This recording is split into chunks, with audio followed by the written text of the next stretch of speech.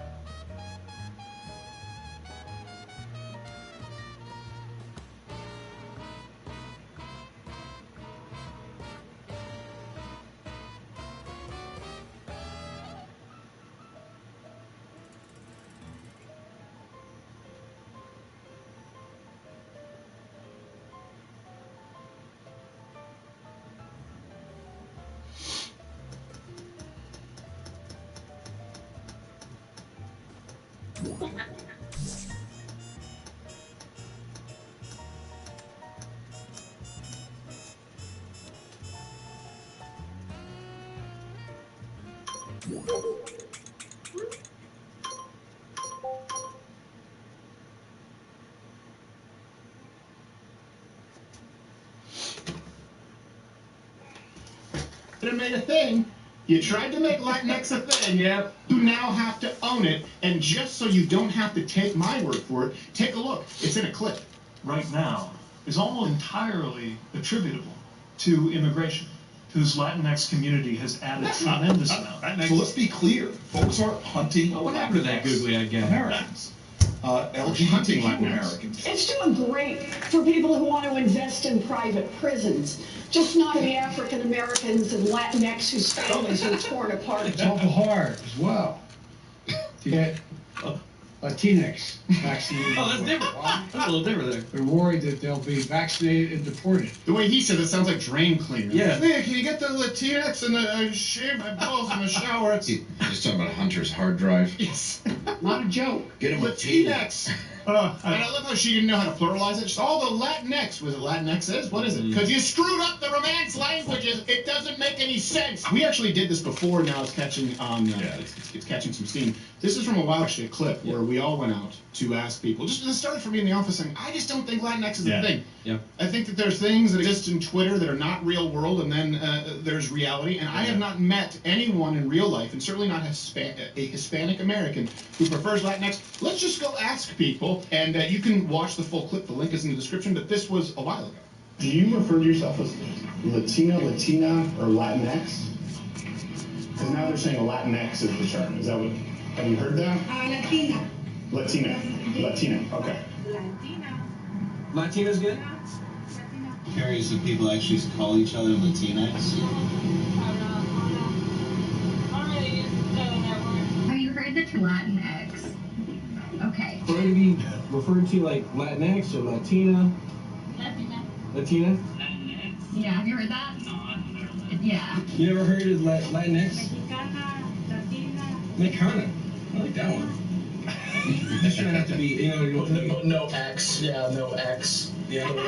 Yeah, they add, yeah, Just they laugh. Well, now that's like the like PC term. Yeah, I know. You're supposed to say Latinx. I don't like that. You don't like Half of them thought they were on the Jamie Kennedy experiment. Well, yes. So now another poll that was released shows that guess how many Hispanic voters prefer Latinx? Take a guess. 5? You think? 10? Come on. Don't. Okay, look. Don't undershoot it so it makes me look like an idiot. 50. It's 2. Oh, 2. Latinx got 2. Jeez. Oh, they're not even fully Latin. No, they're not. 2% of Hispanic voters describe themselves as Latinx. Wow. 40% of respondents actually said they were at least somewhat bothered Whoa. by the term. 30% even said they would probably not support a candidate who used the term. So by all means, Miss Powwow Chow, please Yes. don't let us interrupt you. Well, it sounds like a mutant, like X-Men. Yes. I mean, it never made sense to me. Latinx, it's either porn or mutant. Are you Latinx? No, bro, I can't move things with my mind. Yeah. I got Wolverine claws. Yeah, you know. No, Latinx, adamantium's not a real thing, bro. You're like, actually, I have it in my chest right now. I do. He's I call me using the it. chupacabra. He's using him to cut your lawn. Man, this is efficient. Hard times. Hard times. I asked my Let's get in storm. Clean this shit up. I can do your Perfect. waters with these in a minute. See, that's humor, guys. Yeah. Yeah. That's why it's funny, because good you stuff. came up with Latinx like a bunch of...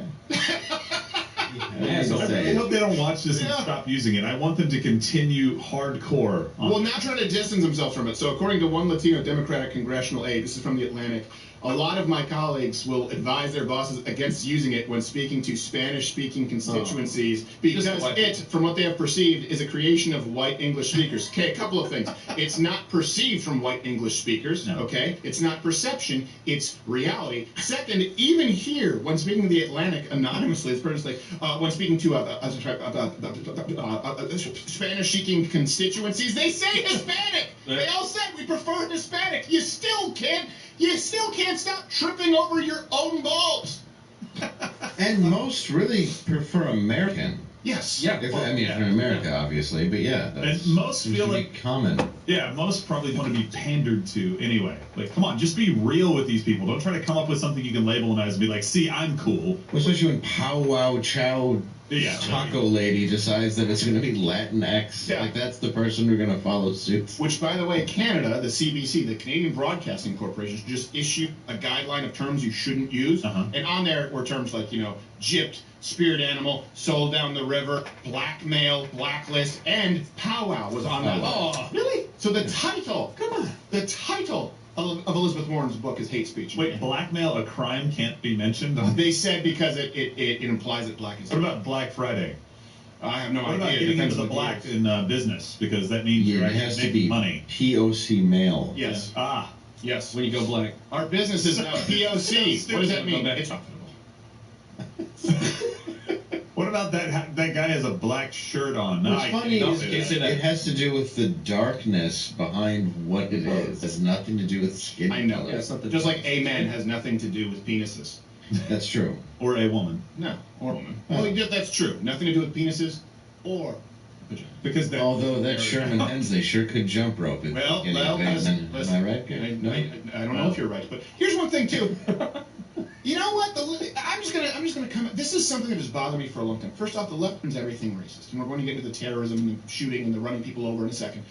And I don't mean jokes. I mean actual racism. Look, this is something where people say, "What are you about to do? You have a black friend? Do you have that?" Okay, we do have Latinos who work here, Hispanic people who work here. We have quite a few Hispanic people who work here, quite a few Asian people. And so when someone says you're anti Latino, you're anti-Hispanic, and you say, well, no, wait a second. I spend time with, are you going to say you have a Hispanic friend? That's actually a pretty good indicator that someone doesn't hate them. If someone has black friends, no one in the Klan had black friends, to be clear, right? No one who actually hates illegal immigrants, legal immigrants, no one who actually has hatred for legal Americans who are brown has them as friends. And this is what happens. It's all about words and not about actions. What is friendship? Seriously, what is friendship? Talking with someone, hanging out with it's somebody. a reciprocal relationship with someone you care about and cares about you. Typically, friendship means that you should be giving selflessly, that you should be there for support for your friend. If you are doing that with someone who is not your skin color, that matters more than if you use the right term or you tell a joke that offends some white broad. So yes, it is a perfectly valid example to point to. If you have brown or black friends, you're probably not a racist. They want to remove it just because they want you to, that's off the table. No, it's not off the table. It is not off the table, okay? Duke, Robert Byrd didn't have black friends. No, it's true, though. I know friends, I think Larry Bird every time you say that. I know. That's true. Watch Louder with Crowder live, Monday through Thursday, 10 a.m. Eastern.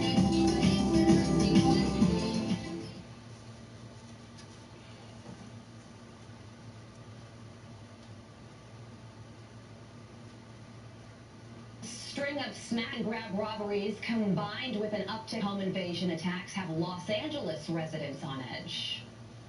Critics slam California's soft on crime policies and the state's zero bail policy that ensure most suspects walk free. Well, here to react is LAPD detective and director of the Los Angeles Police Protective League, Jamie McBride. Jamie, thanks so much for being with us early this morning.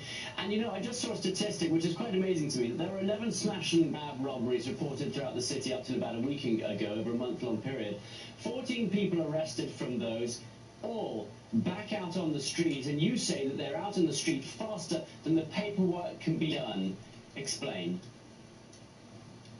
Well, yeah, first we have to look, how do we get here? The ACLU advocated for Proposition 47, which changed the sentencing guidelines. So right now, you can literally go out, do whatever you want, commit crimes, and you'll be out faster than the officers can finish the report. And that's a fact. We're wondering, how many times does somebody have to be arrested here in LA before they stay in jail? It's sad to say, but it's almost safer to hang out with Alec Baldwin on a movie set than to go shopping in Los Angeles right now. That's how crazy it is. It is so violent. We're telling people, don't visit if we don't think we can keep you safe right now. And that's just sad to say. Well, Detective, in Los Angeles, you have zero bail because of COVID. You mentioned Prop 47. You also have District Attorney George Gascon, who did something like he's trying to release a convicted murderer 6 years into a 50-year jail sentence. I'm wondering, if you could start anywhere to make Los Angeles safer, what's the first thing that you would do? Well, you'd have to start with the governor. Gavin Newsom, he's advocated with ACLU for Proposition 47 as well as George Gascon, who authored that bill. And here's an interesting twist too. The CEO of Netflix gave $3 million to fight the recall campaign on Governor Gavin Newsom. And that's the son-in-law of Jacqueline Avant, who was murdered by somebody who got out of jail who should have been in jail. So, first of all, you got to clean up from the top. Gavin Newsom needs to be gone. We need to work on changing these laws back to make it tougher on crime. We need to get rid of these so-called progressive district attorneys. They are advocating for the criminals. It's almost like it's shame on you if you're a victim. It's like it's your fault. That's the way they see it. So there's a lot of cleaning up to do, but we need to take back the streets. And to be honest with you, it shouldn't matter if you're a Republican or a Democrat. I think we should all want to feel safe in your home, and we should be tough on crime. And that's where it starts. We have to start from the top and clean house all the way down. Jamie, one of the things that amazes me is that it's not just about how you deal with crime that the Democrats have a different idea for. It's also whether or not this crime is going on. And Congresswoman Ocasio-Cortez has come under some heat for these comments. She said, quote, a lot of these allegations of organized retail theft are not actually panning out. I believe it's a Walgreens in California cited it, but the data didn't back it up. Now, Walgreens came out and said this was one of the biggest issues they faces, but to simply deny that these crimes are happening when we've got the statistics that show they are, that just seems to be an incredible position to take.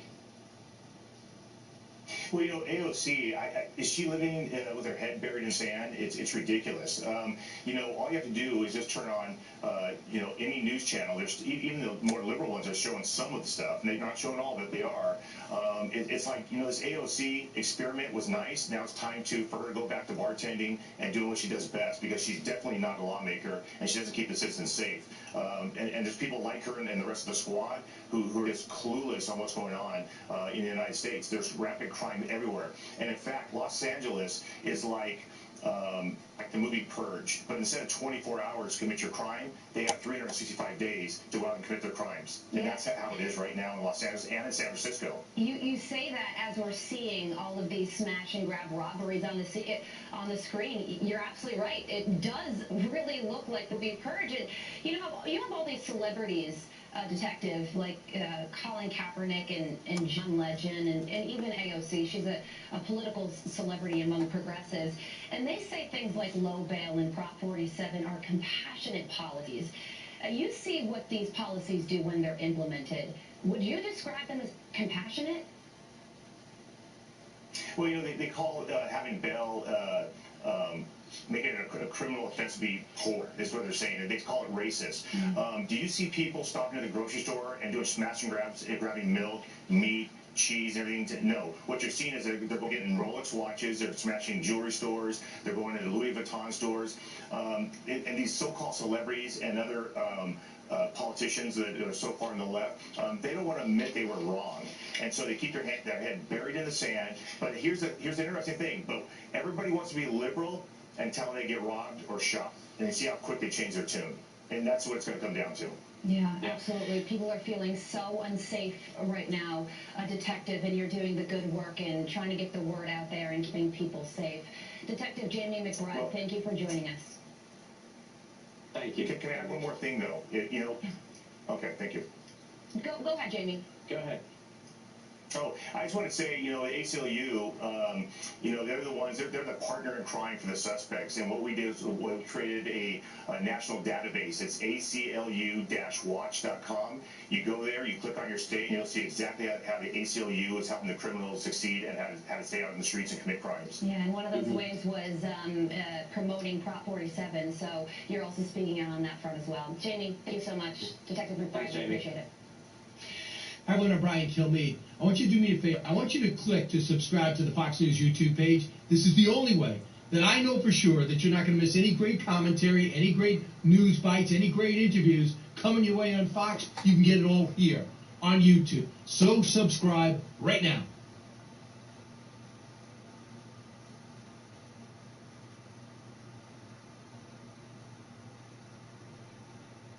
PAABLE is Pennsylvania's disability savings program. Learn more at paable.gov. Well, let's dial in somebody who used to work in that building behind him, Kayleigh McEnany, co-host of Outnumbered and former White House press secretary. And she's got a brand new book that comes out today. It's called For Such a Time as This. And we're going to talk about that in a little bit.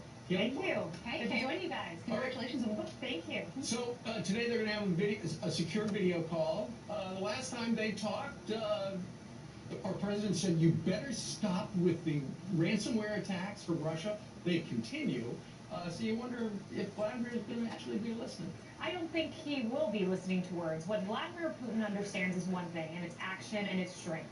He understood when President Trump expelled 60 Russian intel officers. He understood when the consulate presence was shut down on the West Coast. You know, he understood sanctions. He understood, as Robert O'Brien said, we've sanctioned more entities in Russia. There's virtually nothing left to sanction. That was the Trump actions. But now we've got Biden words, and we've also got Biden actions, like mighting Nord Stream 2. You brought it up, Brian, giving the hacking list. Like, these are off limits, but go hack these entities. It's essentially a green light. So, unfortunately, there haven't been a lot of tough actions on Russia, so I think the words will be hollow. I hope not.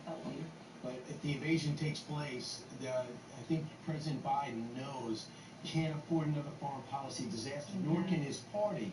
So think about the stakes, Kaylee, and how much is scripted and how much isn't. How much was done in the preparation for this by staffers, or is this one of those things where it's head-to-head, we don't know how this is going to go? Well, it's staffers that are preparing this, and Biden, of course, will be briefed and well prepared by his team. That being said, I mean, Putin's notorious for knowing how to push buttons, change things, and you have to be equipped, you have to be deft, you have to be on your feet, you have to know the games that Putin inevitably will play, and I'm not certain any of those words describe the current president and his capabilities on the world stage. Again, I want the best for our country. I hope he's tough. I hope he takes firm actions. I hope that Putin walks away understanding you can't act in the way, let's say, China's doing with hypersonic missiles, or North Korea. They're back to their antics. But I don't know if they will understand that, because we all see Biden's capabilities. Well, I know you stood where Jen Psaki is standing, and she was dodging some questions yesterday when a reporter from the New York Post, who is friends and colleague of Miranda Devine, who wrote the laptop book, and he was asking about transparency. Watch this exchange and we'll get your comment on the other side. The Biden administration today put out a big report on addressing corruption. Her son's attorney said that he has finally divested from a Chinese investment fund controlled by state-owned entities. I was hoping you could commit to basic transparency about that transaction. The second question is, my colleague Miranda Devine has a new book out called The Laptop Propel, and I was hoping that you could confirm that the laptop is indeed authentic and not Russian disinformation, as you seem to suggest on Twitter last year. Well, on the first, the president's son is not an employee of the federal government, so I'd point you to his representatives. And as it relates to the book, I've neither had the time nor interest in exploring or reading the book. Well, that's new, so she won't answer questions about people who don't work for the federal government. Yeah, that's what we call a dodge, and yes, you're exactly right on that double standard, but the problem with this is Biden told us a year ago, I will not have a conflict with my family members and their business dealings or appearance of a conflict. Is it an appearance of a conflict when he's on the phone with President Xi of China for 3.5 hours, and we don't know if at that moment Hunter had already divested his business dealings from BHR Partners, the same entity that was formed 12 days after Hunter went on Air Force 2 with Biden? That is an appearance of a conflict of interest, and Psaki should answer and not just dodge. Well, and all she said is, talking to his representative, and the New York Post has contacted his representative repeatedly, and he's not talking. Yeah, that's what we call a circular. I refer you here, I refer you back to here, and we're not going to answer any of your questions or be transparent. That's called circling back. That's called circling back, yes, or refer you to the gallerist, which is the new circle back. How do you prepare for something like that? For example, when that story breaks and that book comes out, don't you have to study it?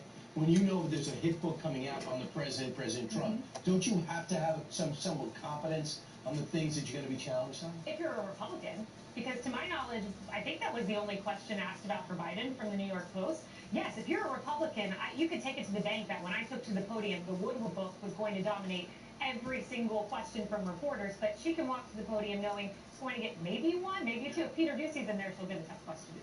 Well, he's out on the front yard today. We've been talking, and the president's been talking about the supply chain crisis, how it's all hands on deck, and he's trying to solve the problem with the ports. And now they come out with news yesterday that apparently, remember, there were like 125 earlier. Now they're down to 46, and that sounds really good, except there's a ship tracking outfit called Marine Traffic, and then they say there's actually 100 ships waiting to come in. But what they've done, they've started a new queuing program. So rather than just be right offshore, some of them are 40 miles out, some are 150 miles out. There are some sailors who have been on ships waiting to unload since October. So the president can say, I've got this thing all figured out, but it's not figured out.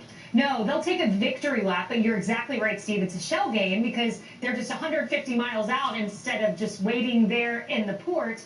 Meanwhile, I watched your last segment. First of all, who eats a bagel without cream cheese? You can't. But 90% of small business owners saying they're having supply issues. It's a huge, huge problem. So no victory laps are merited. Yeah, and it's affecting businesses. You've seen the headlines of these bagel owners that can't get their cream cheese. And it's one thing if you can't get cream cheese for your child at home. It's another when it is your business. Watch this.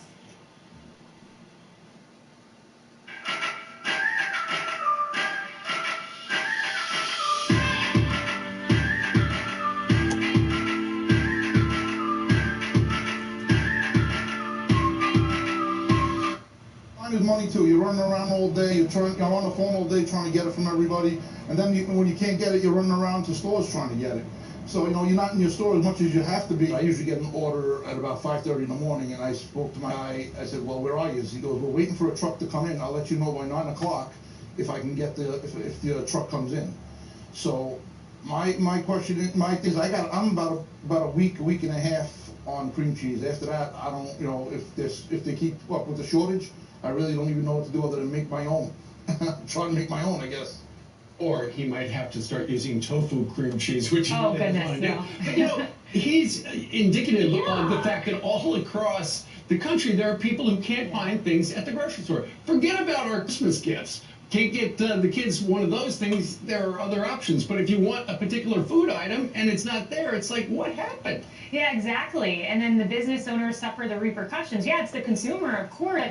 But, small businesses slammed by COVID, slammed by vaccine mandates, slammed by lockdowns, and now slammed by a supply shortage, and slammed even more by a White House who says, you really have no problems, we fixed it, they're just in the ports when we can all see the shelves. Can you imagine if one of the things you asked for Christmas was cream cheese? So not only do you not have it, it's going to be terrible. Let's talk about infighting amongst Republicans. A little surprised to see failed Senate candidate, Senator Perdue, go down. I guess he wanted President Trump to see if he could endorse him to run against Warnock this time. He didn't get it, left Mar-a-Lago, and now we find out he's going to run against Brian Kemp. Does this hurt or help the party? Look, I trust Republican voters, primary voters, to decide who's best for the state of Georgia. We'll see. I think you're right to kind of hint. The preeminent concern is making sure Stacey Abrams is never governor of Georgia. I know she's that in her imagination, but to know, in fact, that she doesn't become governor of Georgia. And was recently this race put into the toss-up category by Cook Political Reports. So, hey, whichever candidate can beat Stacey Abrams, that's who it needs to be. Conservatives will decide. All right. Today's your big day. Tell us about your book. Yes, I'm so excited. And Ainsley, thank you for having me on Ainsley's Bible study. It was so fun. You watched it on Fox Nation. Yeah, so, about my faith journey and the White House, there are ups and downs. There are some big downs, like the president getting COVID-19. In life, there are ups and downs, but my Savior, Jesus Christ, has always been right there beside you, and he shows up, especially during the valleys in life, and that's what this book's about. There's a lot of Bible verses and inspiration, and it's more than just my time in the White House. It's about... Bruh, I haven't been excited about any fucking games, yo. The last few games I've been excited about have already came out, yo. And this is years now, I was hella excited for The Last of Us Part 2, awesome game. I was hella excited for Red Dead Redemption Part 2, awesome game. And I was excited for Battlefield 2042. And I got it. I enjoy playing it, but it doesn't rekindle that same enthusiasm I had with older installments of the series. But it's Battlefield, and we've waited a while for a more modern Battlefield. The last two installments were like World War I and World War II. That shit was lame to me. And then now how they got the new Battlefield set up, you can still play the old maps. So it's like a bunch of games in one. Because they got maps from 1842 or 1942, Battlefield 3, and they got a bunch of older content in there that's updated. But now, games I'm excited for now. Other than the real big AAA names that we normally get every 6 or 7 years, of course, the next installment of Elder Scrolls. But I'm a PlayStation guy, and fucking Microsoft bought out Bethesda Studios. Now it's even a question if you'll have access to the new Elder Scrolls if you're on PlayStation. And so the next installment of Elder Scrolls, really excited to see what they're doing with that.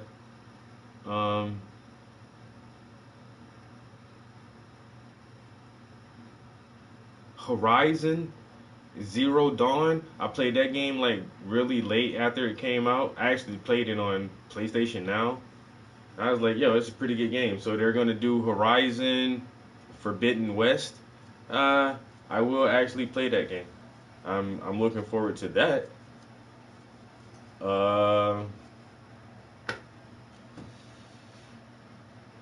And then on top of, like, right offhand, like, I don't know. I don't know. I'm kind of disappointed with the state of gaming right now. And then on top of that, I'm 40 years old. I've been playing video games for well over 30 years. I've seen a lot of the, like, I don't know. I just seen video games evolve from its infancy, and I think we're still like midway through like what interactive art and media can be.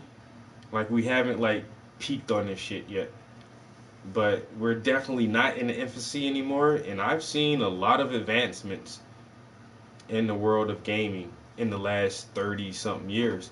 And so I feel like I don't get excited as much about new content because it's not really new. You know, it's either a remake or a reimagining or a combination, or I don't know. So I haven't seen a lot of innovation in a while. I have the PlayStation VR headset. I'm thinking about getting the Oculus Quest. VR gaming is definitely like a part of the next horizon of gaming, along with augmented reality gaming, which isn't as available as VR right now, but that's definitely going to come too. This whole metaverse and all that shit, yo, this shit is crazy. So like, I still see like there's a lot of innovation that is to come in the world of gaming, but like right now we're just stale. We're stale as fuck. And we haven't plateaued, but we hit this rut where I don't know. Now the game mechanics haven't changed so much in a long time, other than VR, because VR gives you a whole different set of mechanics because you have a virtual 360 world to, you know, play in. But with just regular 3D graphics and all that stuff, is like, I look for a storyline now. If that shit got a good ass story, I'm all in it. You know, because once again, the mechanics of a shooter game or a questing game or a fighting game or whatever is not gonna change that much. So if you can give me a good story, and I'm kind of upset that the new Battlefield doesn't have a story on it. It's just straight online gameplay. No story mode at all. It's like, wow.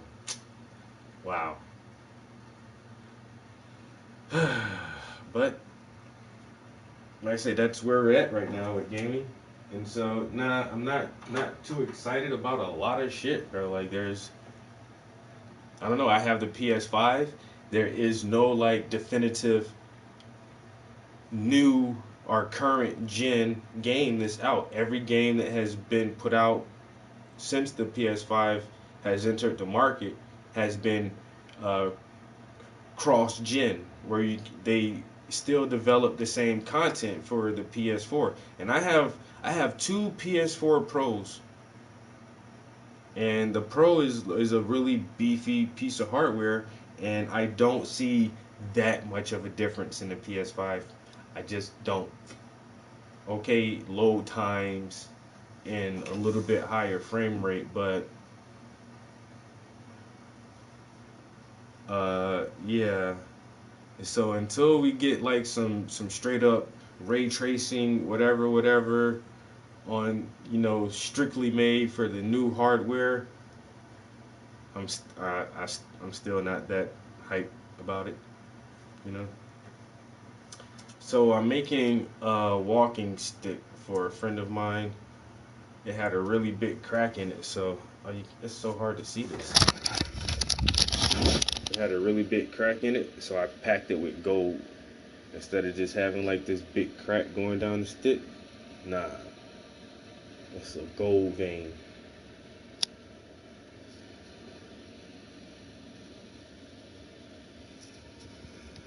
Oh no, and what games are you excited for? So I didn't pack this crack. I might cut it and make it a little bit shorter. And I'm thinking while I was painting, I think I may just caulk that. Like literally just get some caulking and caulk that crack up and just paint over it. Or some, I don't know, wood putty or something. But it's kind of tall. You can see how high it is. My hand should be a little bit lower like this if I wanted to lean and put my weight on it. So I'm gonna put like some lions and bulldogs and some other stuff on it. I was thinking about chopping off the top and putting a handle on it. I don't know. So I'm working on some really weird projects right now, like this walking stick. I need to paint some gloves. And I already told myself, like, I love commissions. I love when people want to purchase art from me. But from now on, if this shit is not on a canvas, I'm not doing that shit, yo. Oh, or some shoes. I'll paint some shoes. I really don't like doing that, really. But it's just like some quick money. Oh, can you paint this leather jacket? Nah, I'm good. Can you paint this stick? Nah, I'm good. Nah, I paint on canvases, yo. This shit's so weird right now. Yo, danger.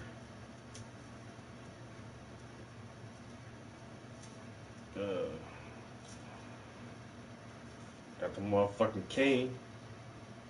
Alright, so that's wet. I just put a layer of white oil paint on it. So let this dry for a couple days, and then I'm gonna put some lions, some bulldogs, and something else on that shit maybe. We'll see. Alright. Now I have another project that I need to work on.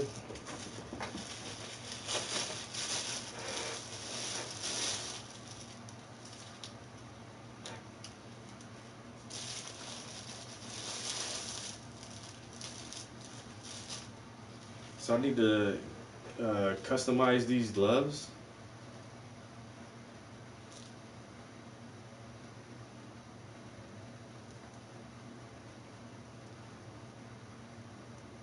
What the hell?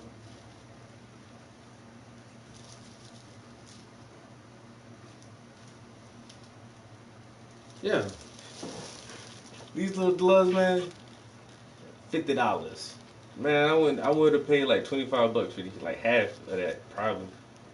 Like for some little gloves like this, man, I give you like $25, $30, but damn, $50 for these shits, yo. That real leather? Oh, because it's a touchscreen glove, so you can still operate your phone with this type of material on. Okay.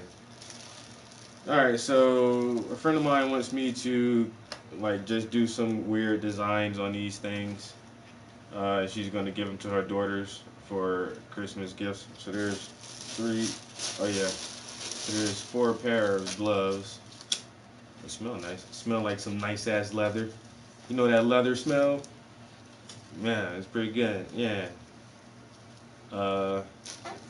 So I don't exactly know what to do with the gloves, honestly. Custom gloves, okay. I actually need to ask her. What time is it? I need to ask her. She said green and champagne. Now, is there like a specific shade of green?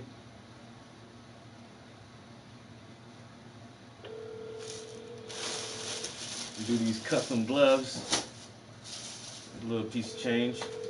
Little, you know, a little quick, a little scratch. She ain't gonna answer her phone. Hey, how's it going? Good. How are you? Pretty good. I got a quick question. Sure. You said the colors you want are like champagne and green. Now, champagne is kind of like a goldish color, but the green, would you prefer a darker green, a mid-tone, or Yeah, like a hunter green, like a which is like forest, yeah, like a blackish greenish. yeah, But you can't do the black, of course, because like hunter green is like a deep, rich, like like an pine, evergreen tree. yeah, like pine green, yeah. Yeah, Oh, yeah. okay, that's all. I just didn't want to make it too light, so I'll go with a dark green and a gold champagne color. Oh, okay, I'm so excited. All right. Well, that was it. Yeah, I'm getting started on it now. So, if nothing else, I'll see you tomorrow. Talk to you tomorrow. I have a training tomorrow, so I'll be working from home, but I'll be in on Thursday. Okay. Well, it may take me a couple of days too. I'm Fine. Or you can, well, I can text between 9 and 12. The guy that is running this training, I think he woke up on the wrong side of the bed. He's like, if you shut off your camera for more than 10 minutes, you won't be certified. Oh, wow. Like, oh my God. Yeah, Oh, wow. on my 5, Well, But I could talk after 12. okay. Well, no. 9 and 12, I can only text. No. As long as I just needed the colors. Like I said, I may not finish them in the next couple of days anyway. So maybe I'll have them for you Monday or something like that. And if I don't see you tomorrow, I'll see you whenever. I said the 20th even is fine. I'll be in on the 20th. It's not, no rush. Okay. All right? All right. All right. Enjoy your evening. Bye. Have a good night. Okay. Bye. Bye. All right. Yeah, so she says one of her daughters is getting married, and those are her wedding colors. And so she figured she'll get all of her daughters some gloves to wear. They may match with their wedding attire or not. I don't know. Like I say, there's so many variations of colors. Like I say, that shit more than likely, without me seeing the colors that they already have selected, I'm not gonna get that shit spot on any fucking way. So I just want to know if I need a light green, like some lime green shit like this, or a darker green.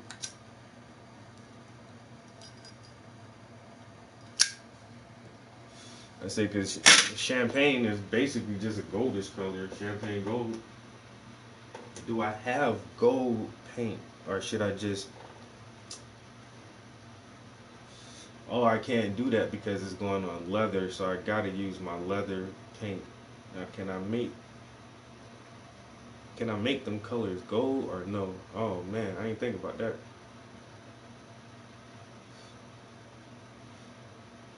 Got to do something, cause I don't know what else I can add to the leather paint if I can't make the right color to mix that shit. Now, unless I order some gold leather paint and get that shit overnight for this one project. That's crazy. Let me see if I can make this fucking a gold color.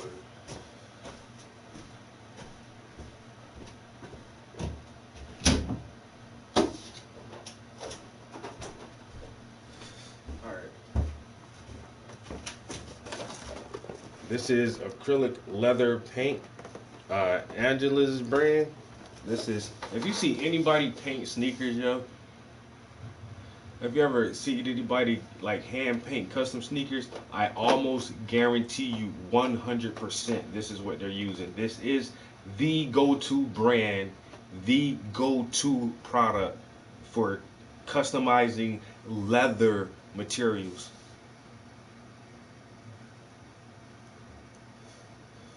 Bozy. Yeah, but she just said like designs. Like, I don't know. She said like do them like, okay, how she look. If the glove is like this, she said like have a design going up on the side of one, maybe a design going across one and down the thumb, or like at an angle or something, so that they're all not the same, but they're not all overly complicated. So I almost swear to God, I was thinking about that fucking what this shit is, where you do the hand drawing shit. What that girl was doing at the car show. Henna. I was thinking about like just doing a henna design with a two-color henna design. Well, because she literally said, "I don't care what you do to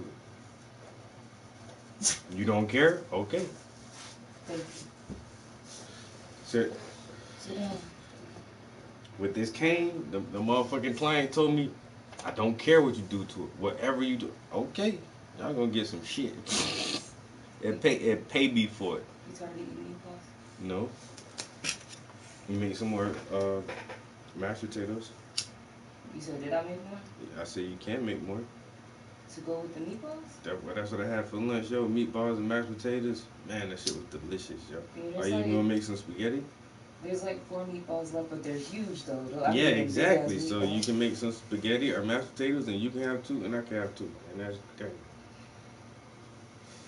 I'll probably eat a sweet potato, but yeah, I'll probably make the mashed potatoes too, because the mashed potatoes are good. We got that wine. Yeah, I was thinking about. I don't know. I was thinking about going to get a bottle today, but then I was like, yo, I remember the last time I did my show, I realized like how little people actually drink, yo. Because I bought like 6 or 7 bottles of wine for this event I had. No. I think people were like scared to open it too. People were only going for the open bottles. Yeah, well, actually, it was a little bit more. I think we probably had like 8 bottles of wine. No, we originally had 6, and we ended up with like 10. Remember, you went and bought more? Okay, but still, we had like 200 people that in and out. Nobody touched the wine. And then I had another event at my house. Nobody touched the wine. They drank that hard liquor though. And then I was thinking like, I should go get a bottle of liquor. And I was like, wait a minute. I got hella bottles of wine in the fucking basement. Yo, they still like the problem 5 bottles of wine in the basement. When we bought that wine, we just picked out anything. Anything, so and some like, of that shit. Some of that shit is nasty. Like, I was telling my mom about that wine you were drinking, the Reunited. I like that shit, yo. I hate it. She was like, "That's some old people wine." I yo, can't that shit was still make that shit was tasty, yo. That shit was a deep red kind of sweet wine. That bottle was open and people liked it. Yeah. That's that. I grabbed that one first because it was almost gone. It was only like a cup left in that shit. I was like, well, might as well just finish this shit off. And that shit wasn't bad, yo. That Chardonnay, I think. I don't know what I'm drinking. I don't know what the fuck this is, yo. I can't wait to taste that one that's like in that medieval looking bottle. I don't know shit about wine either. I know that when I have shows, I'd rather for people drink wine than liquor because liquor just get motherfuckers too hyped too quick. And then it's weird, like, move, I wasn't comfy. But then it's weird, like, to have liquor at an art show. But you know what I'm saying? Me, like, when I get my own gallery, it's going to be a pot gallery, man. Fuck that shit, yo. If I have my own space, my own shit, man, smoking weed, I'm drinking liquor in that bitch, yo. I was Fuck going that. to say, but then when you get the pot gallery, you can't have food because they're going to eat up everything. Yeah, for sale. Yeah. That shit ain't gonna. Yeah, I put food out now. That shit just snacks. That cheese tray, yo. That shit is. That shit ain't cheap neither. Mm-mm. But down the pot gallery, everything for sale, yo. You might get like 1 free drink or some shit, and you can bring your own bag and smoke in that bitch. But you want the food? Look, man. Come on, boo. Rice Krispie treats, $2.50. Soda, $1. So you just gonna sell my Rice Krispie treats? $1.70. Yeah, $2.50. Homemade. $1.75. $10 if they got weed in it. A bottle of water, $1.25. You don't be that person charging $5 for a bottle of water. No, I charge $1.25. Cause a pack of water ain't nothing but you get 28 waters for $5. I get 28 waters for $5. I'm about to come up on this shit, $1.25 a bottle. But yeah, I forgot, yo. I got hella fucking wine in the basement, yo. Like, I think the wine box, they got like 6 slots, so you can have like 6 bottles in this one little wine box. So that shit was full, and there was 2 bottles on the side, yo. But some of them damn halfway or almost empty though.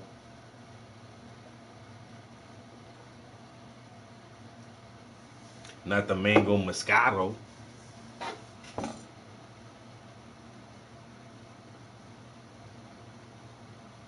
Nah, I got a full basement though. A basement always cool and chill, so you know, keep the wine in the basement. I got like my pantry is in my basement, yo. Instead of taking up an ass of space in the motherfucking kitchen. You know what I'm saying? I got all my shelves, all my canned goods, all my dry goods, extra waters, extra juices, wines, like all that shit in the basement, yo. You know what I'm saying? The deep freezer, the motherfucker washer and dryer, all my tools. Like, I got a pretty big house, man. I did good for myself, man. I ain't gonna lie, yo. You know what I'm saying? Like, it's a big house, bro. Five bedrooms, 2 full bathrooms, in the basement, in the driveway, in a big ass backyard. So like everything, I just put an ass of shit in the basement, yo. I really need to organize that shit more than what it is. But that shit big as shit down there. I could have a little wine cellar, you know, cause there's like, I don't know what the fuck it is, yo. It's like a little section of the basement, like in this one corner, it's like a half a wall. When you stand up, it's like this high, and it's like, I don't know. It's so hard to fucking describe. I gotta draw that shit for you, yo.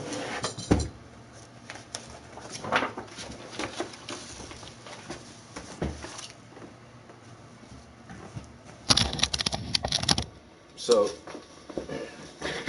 in the one far corner of my basement. So this is the corner. There's another gap right here. Then I got stairs to go from the basement outside. So my basement basically straight like this. In this corner right here, yo, there's a little wall like this, but it doesn't go all the way up. Of course, because you got the beams from the floor and everything, but it's just like a little box that's just there. Like, I don't know why they walled this little section off, but like, I figured like just put some shelves in there and just have this little section as like a little wine storage area, or put like like another little mini fridge down there for like extra drinks if you want like cold drinks or some shit like that. I don't know, it's just weird how they got this little wall section like this. It's just blocked off in a weird ass way. Like, why did you do that? Like, what was the original purpose of you doing that? Somebody did that shit for a reason. But I don't know.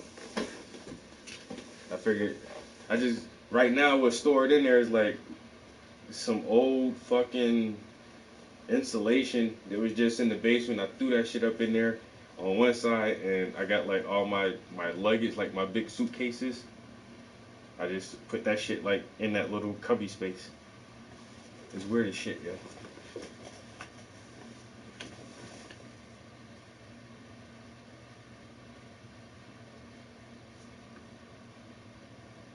Ha ha ha ha ha ha ha ha.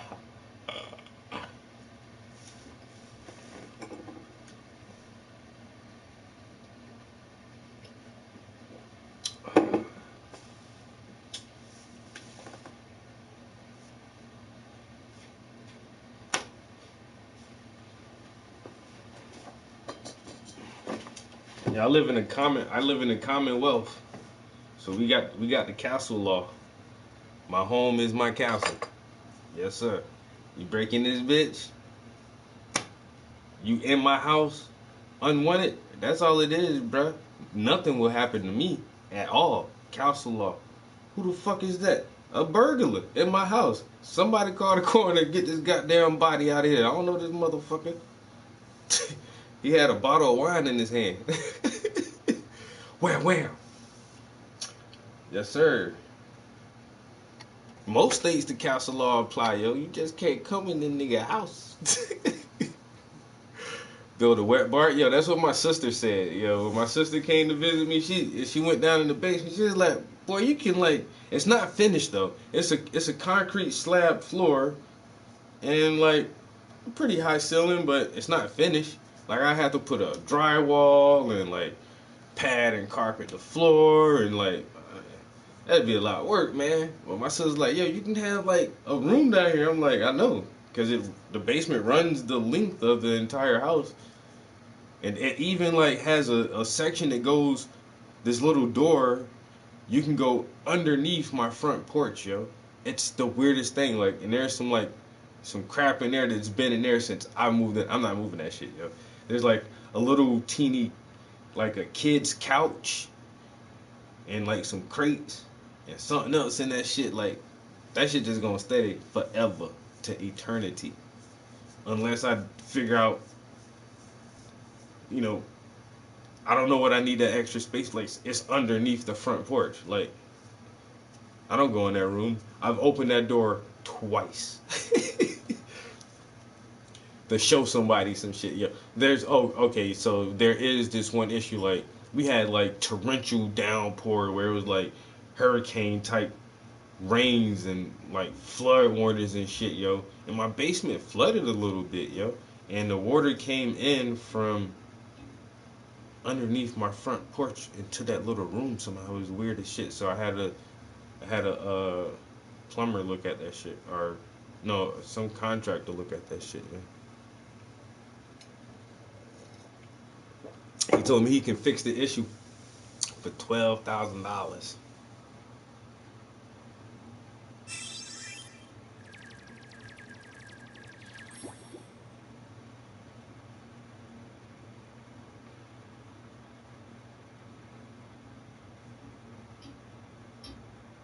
Adobe, bro, you old as fuck, man. It's Procreate now, bro. Procreate. I mean, Adobe Illustrator is cool. I ain't got that shit because I don't be on no computer, man. I don't be on no computer. I got an iPad, and I'll do some motherfucking... Matter of fact, I really need to grab my pad now. I can look up some shit on my damn phone, actually, but... Yo, this interview was going good until this lady started talking about her book, and she was like, this is how I came to my faith and renewed my strength in Jesus Christ. So now what I'm gonna Google is custom glove designs. Let's see what pop up.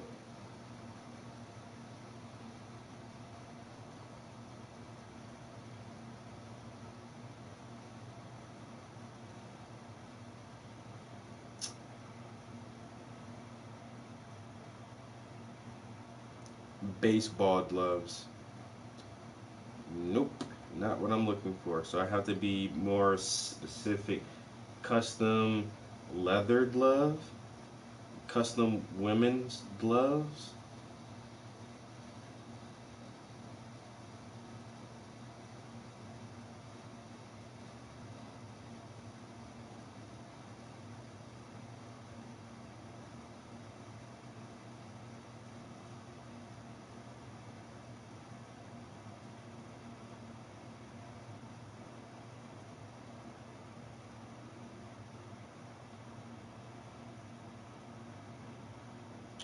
Okay, so there is very little, almost absolutely nothing like the ideas I'm actually having. Well, these are pretty cool, but that's not what she asked for.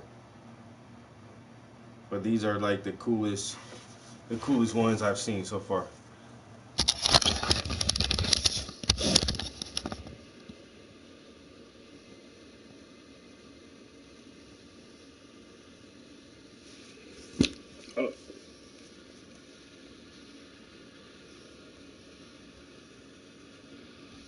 Those are some hot ass custom gloves. But I ain't trying to do all that. So,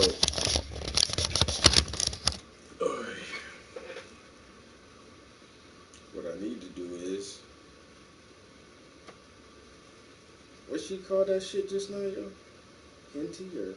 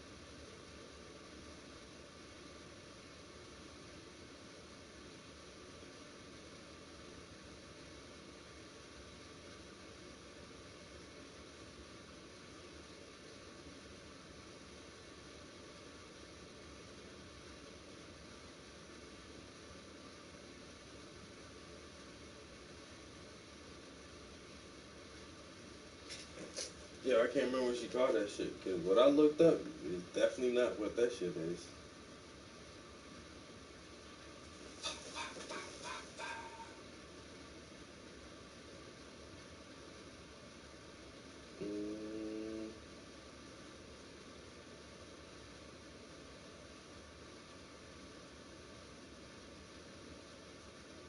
A state of emergency declared after a major flood in Hawaii.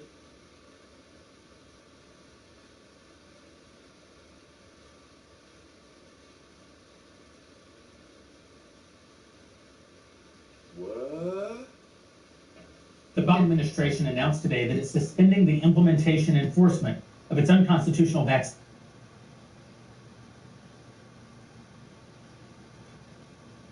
What? One more time. This is the statement from the authorities. So just a couple, Gino Fast, a 2021 white is now looking for them, and a be on the lookout has been issued. It's not. Wait, what the fuck?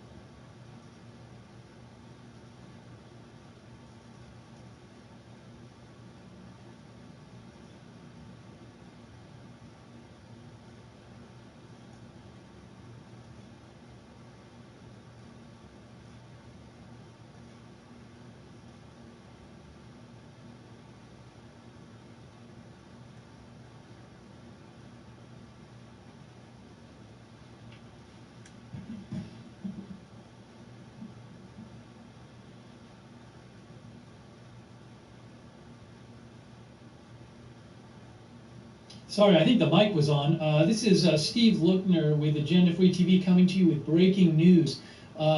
James and Jennifer Crumley, the parents of Michigan school shooter Ethan Crumley, are missing and a manhunt is underway.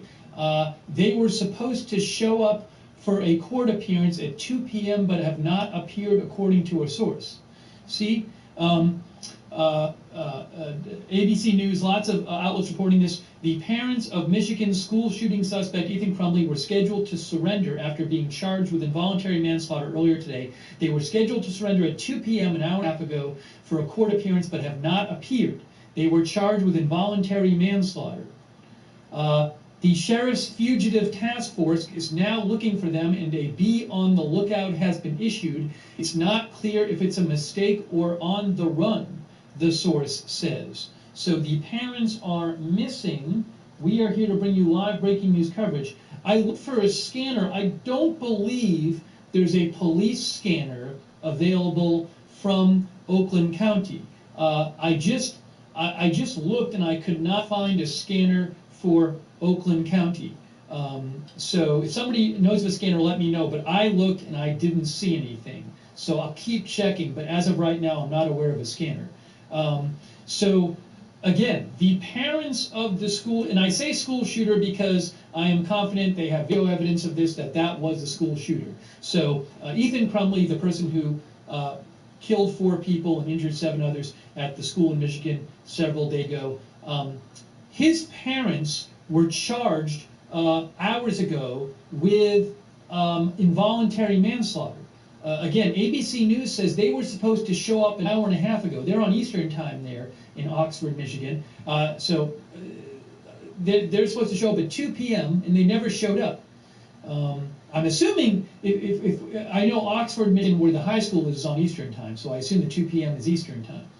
And now there is a manhunt on the way for them. So we're going to bring you live coverage, and we're going to take your comments and questions. Give me a shout. Let me just do some checking here to see what else I can find about this. But this is just, wow. Let me see what else I can find here. Okay, here is from Detroit Free Press. Police are searching for James and Jennifer Crumbley, parents of Oxford shooting suspect. They are on the run, according to CNN and other news reports. Let's see here. Well, that's not much there. Police released an alert to be on the lookout for the parents who drive a 2019 white Kia Soul.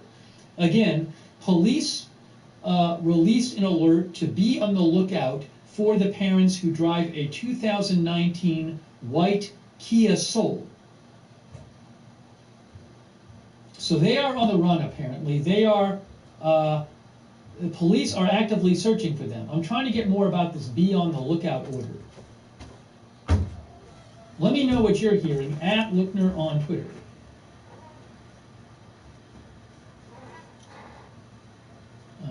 Let's see.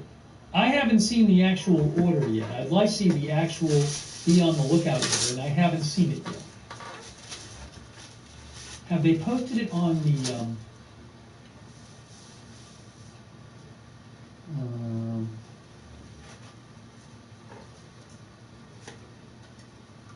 again, I checked for a scanner, and I don't believe there is a scanner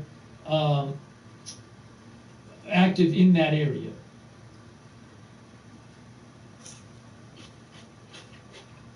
So let me know what you're hearing.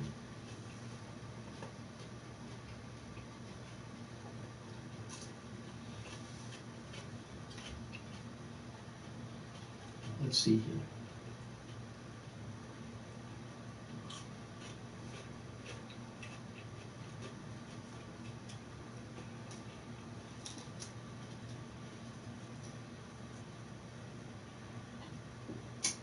Detroit News, Oakland County fugitive team searching for parents of Oxford High suspect. The Oakland County fugitive apprehension team is searching now for the parents of, I'm calling him the shooter because of the evidence against him. I don't think it's really a serious question whether he did the shooting, Ethan Crumbley. The parents, the Oakland County fugitive apprehension team is searching for the parents of Ethan Crumbley, the shooter charged in the person charged in Tuesday's school shooting, after the couple stopped responding to their attorney. After the couple stopped responding to their attorney. According, the shooter's parents have stopped responding to their attorney. Look at this. The attorney had assured us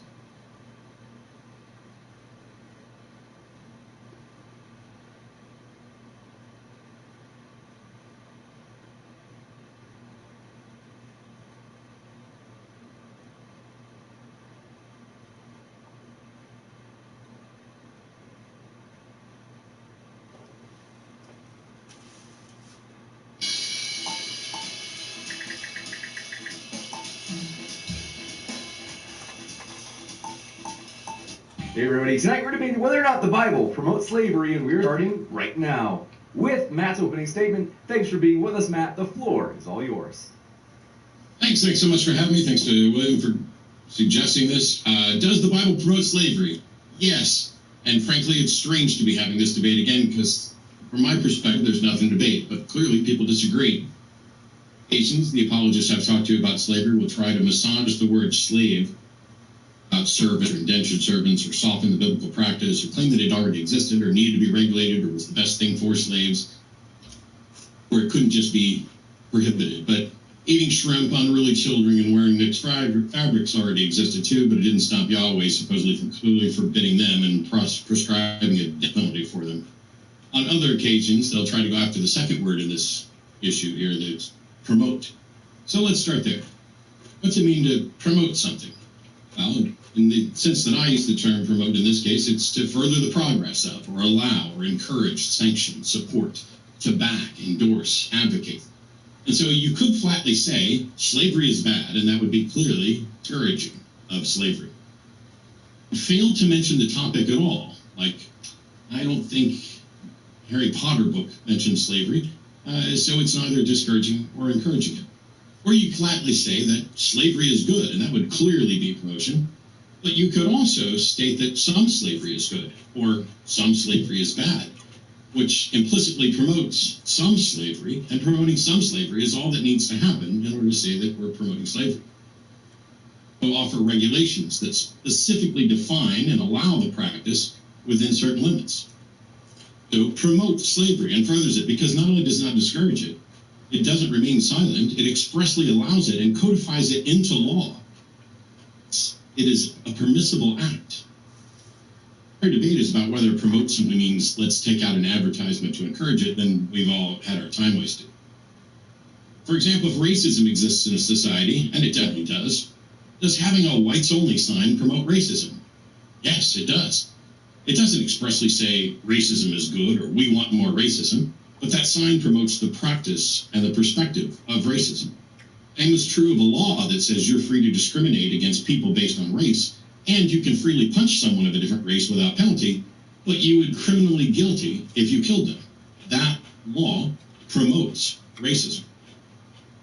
The second issue then is what's slavery? Well, I went to the Encyclopedia Britannica because that's a good place to start. Encyclopedia Britannica listed as a condition in which one human being by another. Slavery was considered by law as property, or slaves were considered property or chattel, and were deprived of most of the rights ordinarily held by free persons. Just-based slavery, which is for POWs and debtors, etc., and then race-based slavery, which came around the 14th century onwards.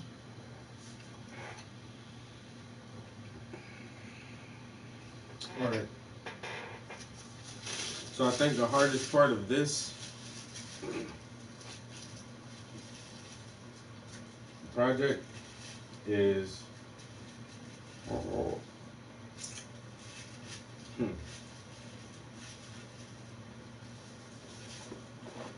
the hardest part is going to be able to keep the colors consistent throughout each pair of gloves. So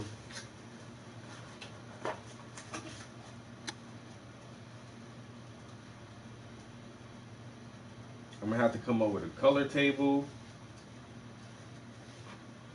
or something, because I don't have anything that I can like mix a good quantity of paint and just store it as I work through this project.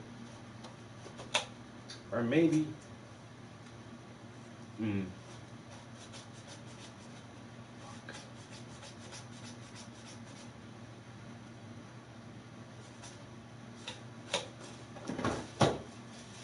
Alright.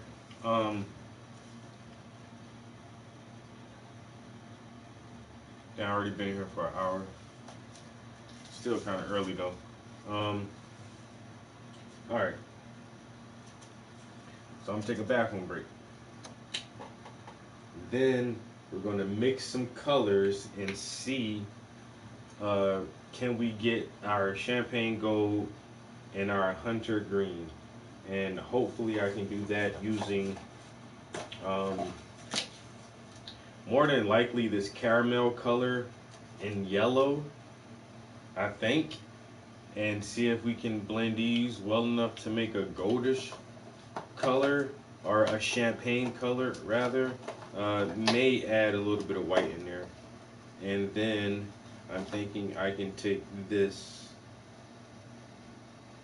green and darken it up with some blue to make like a deep hunter green.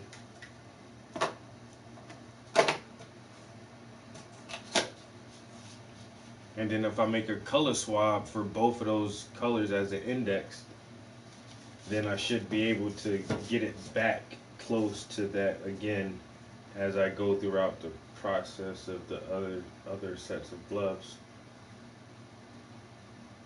Man, I ain't want to eat this whole jar of pickles, man, but these shit's good as fuck, son. I better put the lid on that shit right now before I eat another. I ate like 5 of them shits. Y'all don't like pickles? Man, listen. Alright, so I can mix the colors, and then all I have to do is come up with 4 different designs hard copy for different designs. And that's it. Pretty simple, right? We hope so. Let's see. Became popular. The basics of race-based slavery already existed in nationalism, in rules against enslaving fellows, because most ancient civilizations that permitted slavery codified slavery and specifically had prohibitions against enslaving your fellow person, or they were under different rules. So in ancient times, how did we generate slaves? Well, we captured them in war, we kidnapped them, some slaves were born into it, some slaves were sold into it to satisfy debts, some people sold themselves into it to satisfy debts. It wasn't merely indentured servants, although that is also immoral, and I would argue a very subtle, slightly different form of slavery, where it's just legislated slightly less. Hebrew slaves, if you read up on slave law, even in Encyclopedia Britannica, Hebrew slaves were to be manumitted after 6 years. Encyclopedia Britannica agrees with me that the Bible supports slavery. It just has a special set of rules for Hebrew slaves, so that they have to be let go after 6 years. But that only applies to Jewish slaves, not Gentiles, not women, and Christian slave societies generally ignored that requirement because they're not Jewish. Groups had prohibitions against enslaving their fellow or their fellow in-group.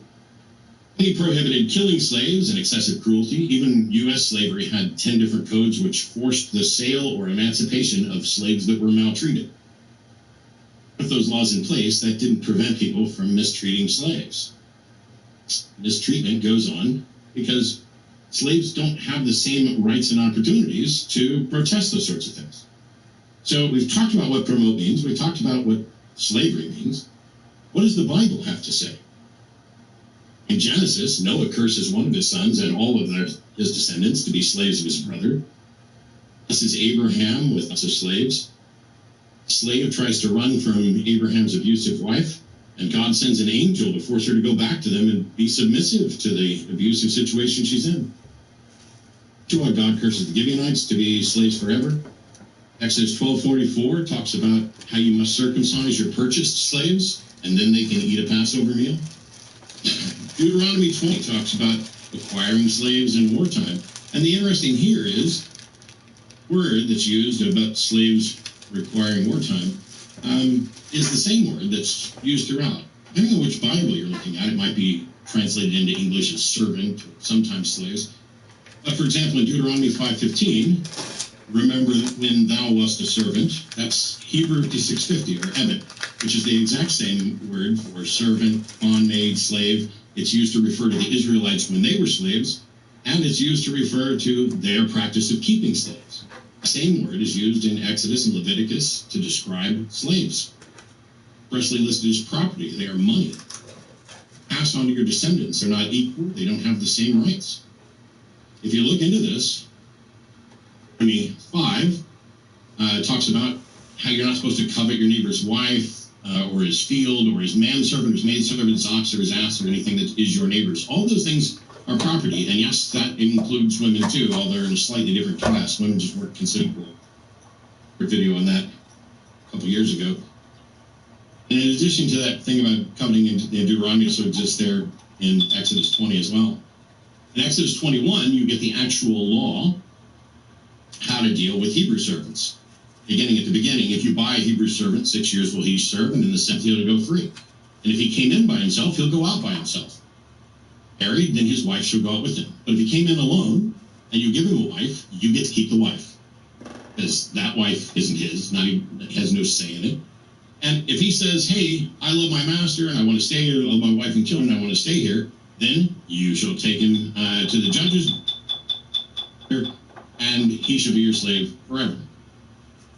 Trick even a Hebrew slave into being a permanent slave. There are different rules for selling your daughter into slavery. And then when we get further in Exodus 21, when it talks about rights, if you hit your servant, your maid, with a stick, then you'll be punished. It doesn't say kill, though. It just says you'll be punished. But if the servant lives for a day or two, then you will not be punished at all because the servant is your money. Tooth for tooth doesn't apply because slaves aren't free. They are property. Aren't free to have the same rights as others. Similarly, in Leviticus 25, it specifically says, both thy bondmen and thy bondmaids, which thou shalt have, shall be of the heathen that are around you. Of them shall ye buy bondmen and bondmaids. Moreover, of the children of strangers that do sojourn with you, of them ye shall buy, and of their families that are with you, which they begat in your land, and they shall be your possession. And you shall take them as an inheritance for your children after you, to inherit them for a possession. They shall be your bondmen forever. Leviticus 19, special rules, 19 verse 20, talks about whoever lays carnally with a woman that is a bondmaid, a slave, who is betrothed, instead of being punished, she'll be punished. He's not free. Property. She did wrong. So it doesn't say anything about, who was consenting or anything else. It's just, boom, she's not free. That's what it says. She shall be scourged. They shall not be put to death because she was not free. What about the New Testament? Surely, since, we're talking about the Christian Bible and Christianity, surely the New Testament comes along and fixes all of this. Except it doesn't. Ephesians 6:5 says, servants, be obedient to them that are your masters according to the flesh, with fear and trembling and singleness of your heart, as unto Christ. Colossians 3:22, servants, obey in all things your masters according to the flesh, not with eye service as men pleasers, but in singleness of heart, fearing God. 8:6, let as many servants of you who are under yoke count their own masters worthy of honor, that the name of God and his doctrine be not blasphemed. And they that have believing masters, let them not be despised because they are brethren, but rather do them service because they are faithful and beloved. 2, verse 9, exhort servants to be obedient unto their masters and please them in all things. 1 Peter 2, servants be subject to your masters with all fear, not only to the good and gentle masters, but also to the cruel.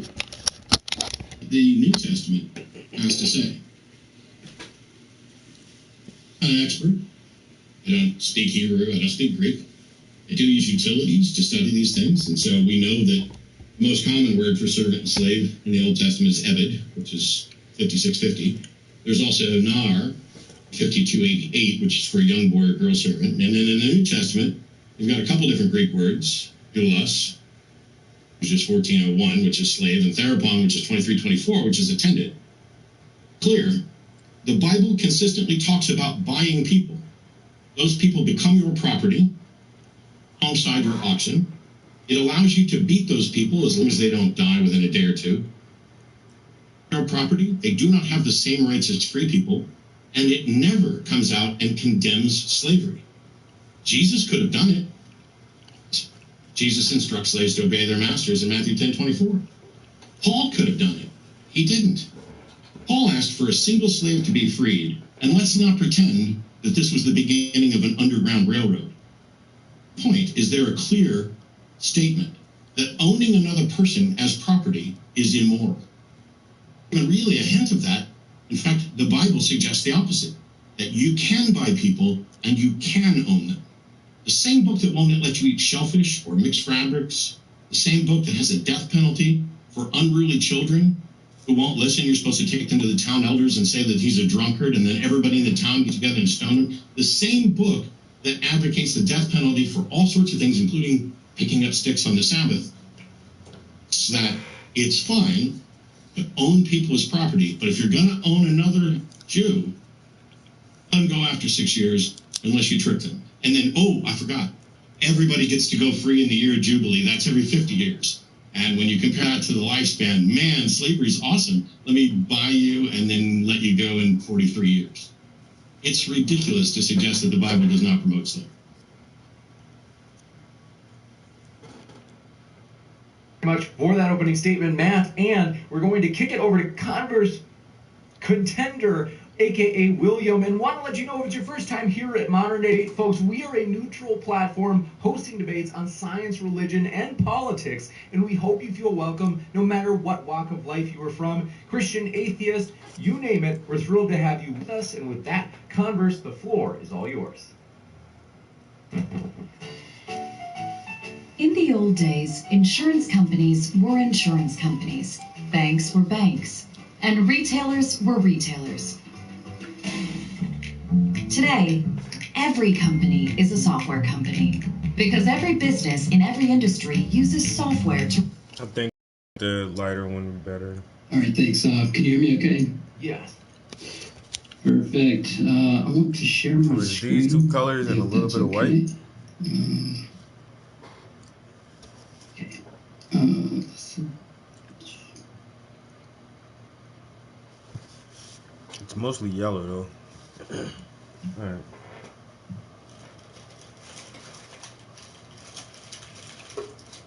It hasn't kicked in. Yeah. Okay. All right, let's try. Okay, can you see that? Yes. Okay. Hopefully everybody will be able to see without the videos on the side there. All right, so thanks Modern Day Debate, and thanks James for hosting this. Thanks to Matt for agreeing to have this discussion. So I also thank Matt for taking the affirmative tonight, because the affirmative position, it just been in my experience, this isn't all of course, but a lot of times atheists don't like to take the affirmative position. Like I say, that's not all, of course. That's just been in my experience. So thanks, Matt, for doing that and agreeing to this. All right. Does the Bible promote slavery? That's our proposition. I was in a super big hurry today, so I barely got this put together, but does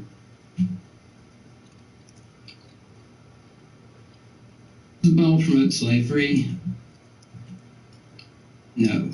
Obviously, you can see the answer there. Since Matt took the affirmative tonight, though, according to online debate logic, I can just say I'm not convinced and use defensive rhetoric to win.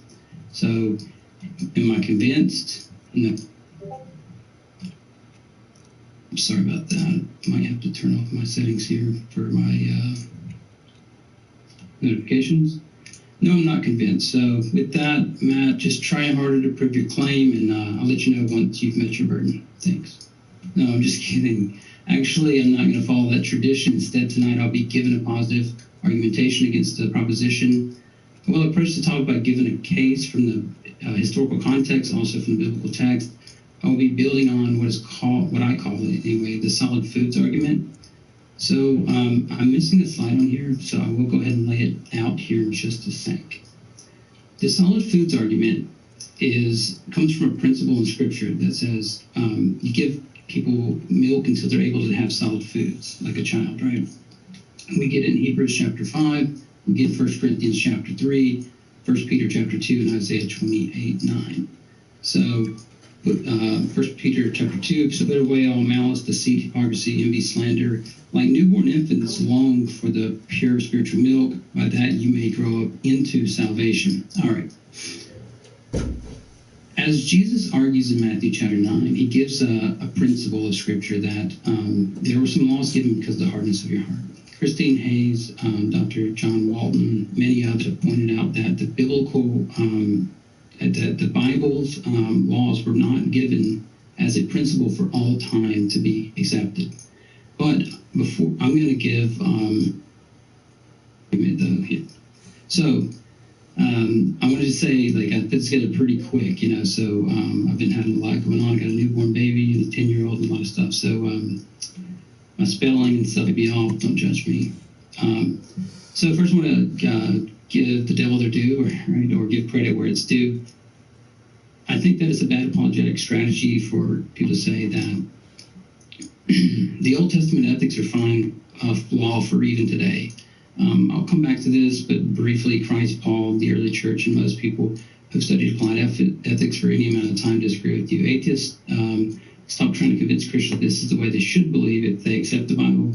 They didn't have a standard to judge from, or they don't have a standard to judge from. That I think is a bad argument as well. The atheists don't have an ethical foundation to stand on, so they're just telling us their subjective opinions. While that may be the case, it's irrelevant to the proposition before us, whether that's true or not. Here's Dr. Josh. I talked to the other night. I just wanted to ask him his thoughts on the topic. Does the Bible promote slavery? You said, well, yeah, that I wouldn't take that debate because I don't think the Bible promotes slavery. That's why I use the word endorse, because the Bible doesn't, on my view, it doesn't seem like the Bible actually promotes something. That sense of promotion, I don't think in other words, I don't think it's in the same class as love your neighbor. I think it's actively saying you should do this. Right, the Bible's saying you should love your neighbor, yes. But you don't think that like slavery laws and stuff is like saying like, you're promoting that. Right. Yeah, like in other words, if somebody went through their life and they didn't love their neighbor, I think God would have something to say about that. If somebody went through their life and didn't own a slave, I don't think God would have anything to say about that. All right. So as some of my screens cut off here, so I can't really read the rest of this quote, but I think I have it pulled up here. So let's see. Okay, so before you non-believers are rolling your eyes, let me just say, like, I give you guys some credit. Dr. Josh, we got multiple of his books. I'm really interested in the topic of.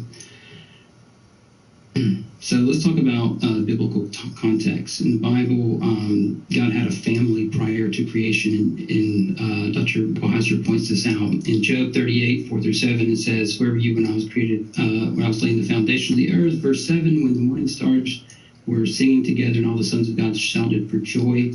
The Bible teaches that God created people to be in communion with God. Out of the perfect generosity, God shares existence with creation. In his book, The Unseen Realm, Dr. Michael Heiser lays out for us the biblical teaching God's interaction before the creation of the material realm. He says, most discussions on what's around before the creation omit the members of the heavenly host. That's unfortunate because God and God's sons in the divine family are the first piece to the Mosaic puzzle. He goes on to talk about the hierarchy of sons of God, B'nai Elohim, which are like a higher responsibility and jurisdiction level, while angels more like a messenger. I asked about this. Yeah, I really do not know which one of these motherfuckers to pick. I gotta pick 4 fucking designs. 4 different ones, or they're gonna be identical on No, they're gonna be different. Shit, I don't know what to do. Why can't they just be the sisters that want the same thing? It was me and my sister. I'd be like, yeah, ain't give us the same one. Yeah, it was a surprise from their mom, so. She knows, that's what I'm saying, but she knows them, that they wouldn't all want the same thing. They all are going to want their own thing.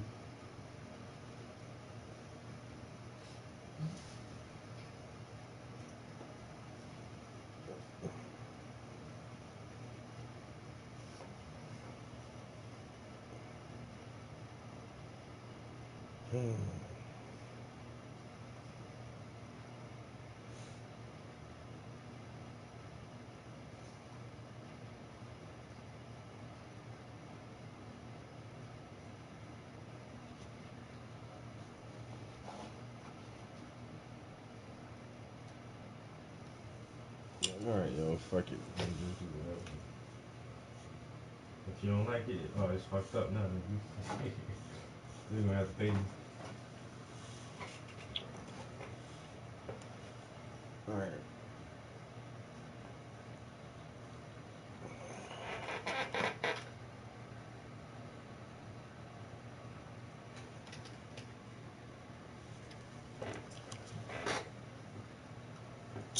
I've been painting all day long, yo. It's still painting.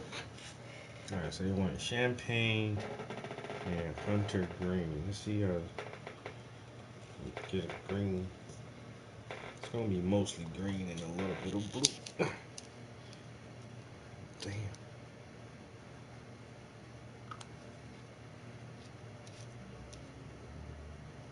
That should be good. Let's see. This green is pretty dark anyway.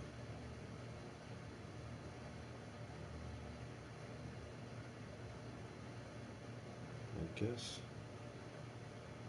I don't use much of that.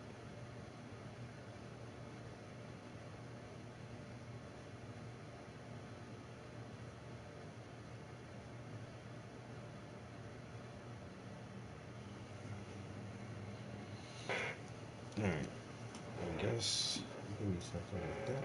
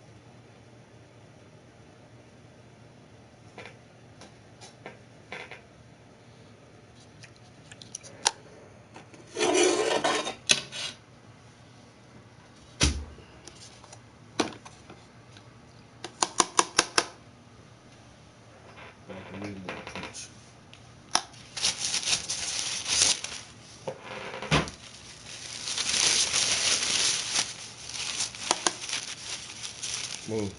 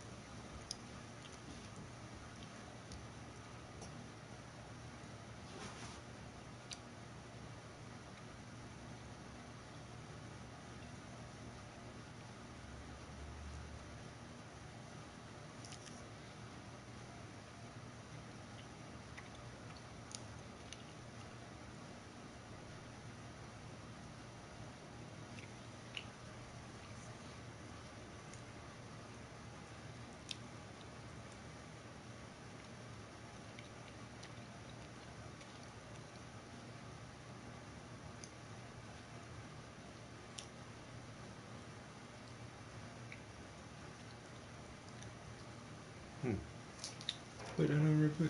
Just one of them.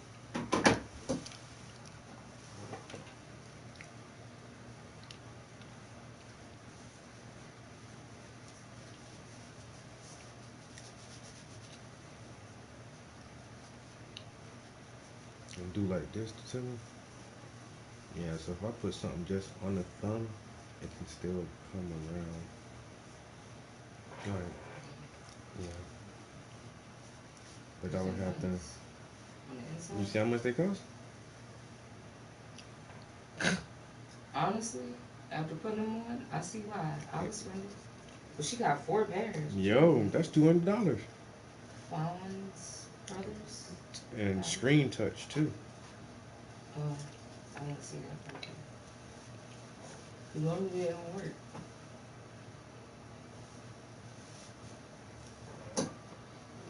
Well, alright then. Mama did her research. I'm not surprised. She's fancy as shit. At first I was like, oh, it's screen touch though, but still like. They're just regular looking gloves, but they're cute though. They'll go with everything.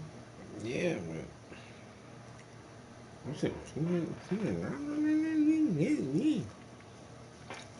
And I'm sure that's not the only Christmas gift they're getting. Oh no. But it is cool to get unique Christmas gifts. No, this is just like a stocking stuffer. Yeah. Yeah, I'm sure she spends several $1,000s on Christmas.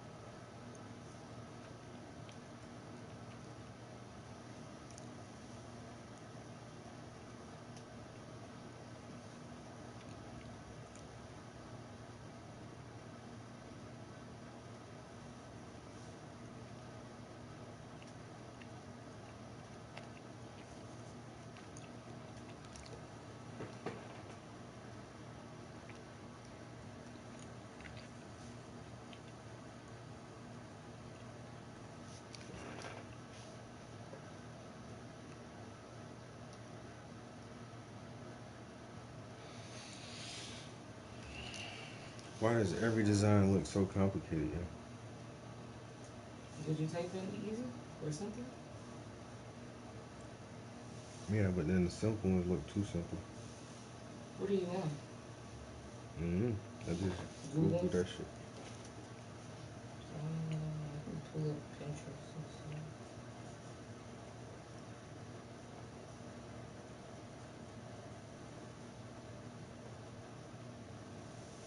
That's too much? No, that's on Pinterest. Mm-hmm. I think I deleted my Pinterest site. You can look on my phone if you want, so you don't have to download it.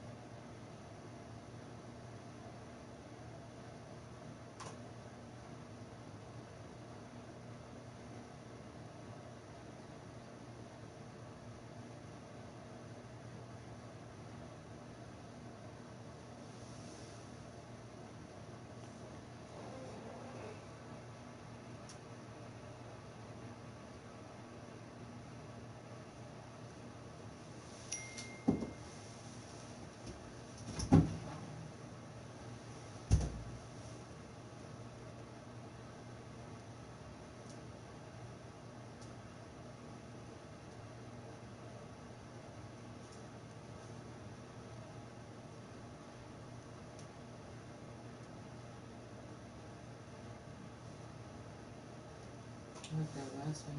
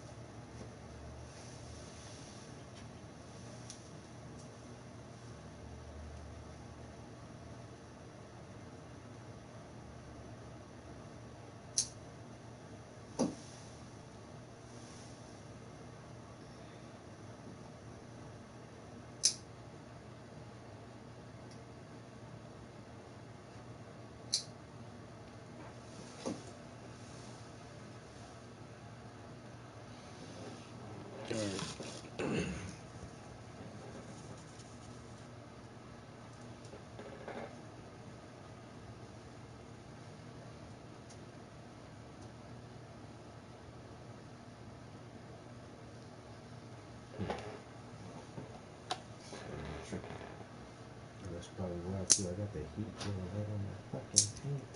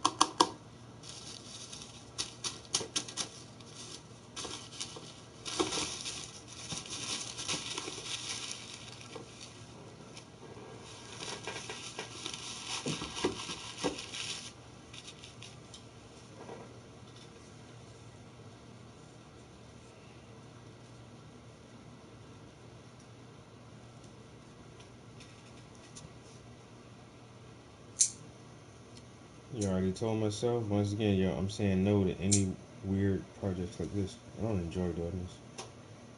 I need money. Make a couple quick dollars real quick. But after this shit, man, I ain't painting no damn pieces of wood sticks and fucking gloves anymore. I'm telling you now. You been at work? I said you been at work? Now if I'm on a clock. That's different.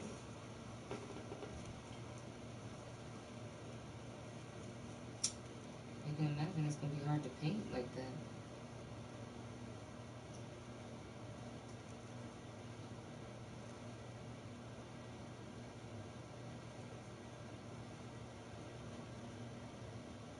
I don't know what people be expecting. Like, I'm an artist, not a fucking magician, yo.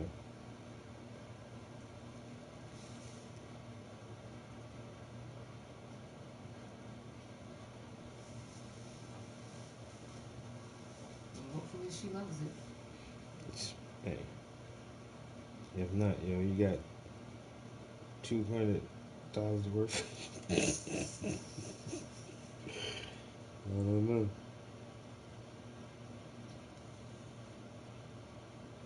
This is a $400 project for her.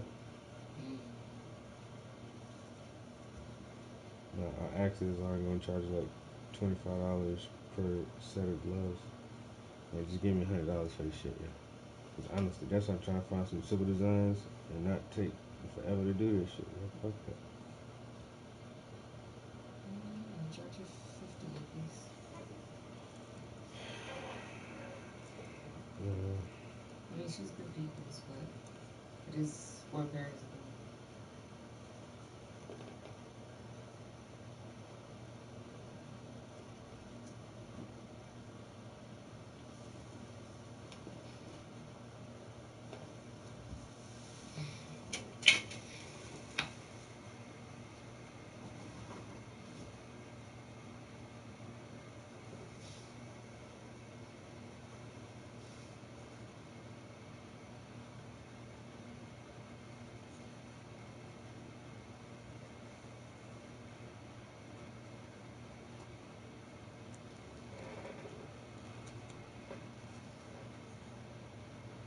every time I get art done too, I never just be like, do whatever. Cause you don't know what you gonna get. Mm-mm.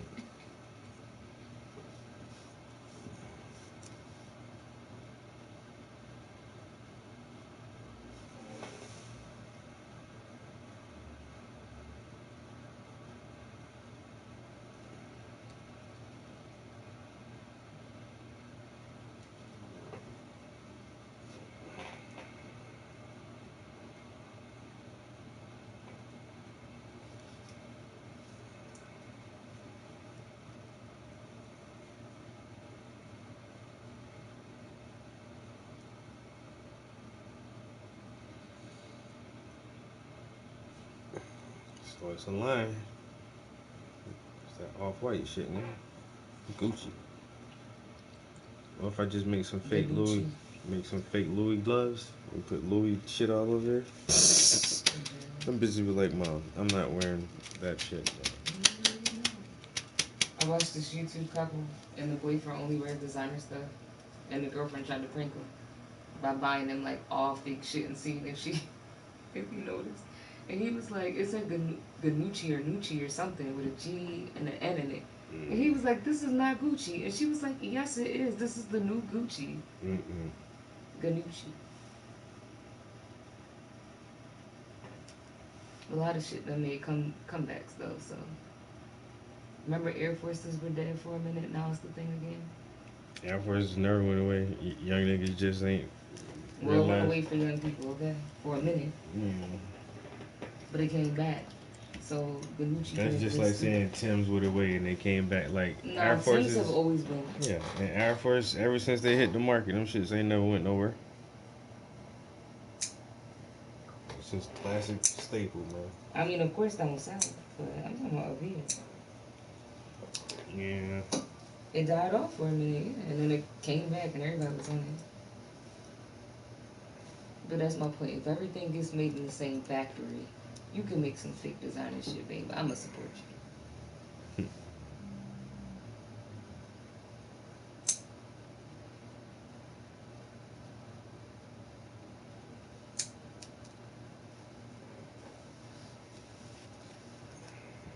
Just the new Gucci. Gucci.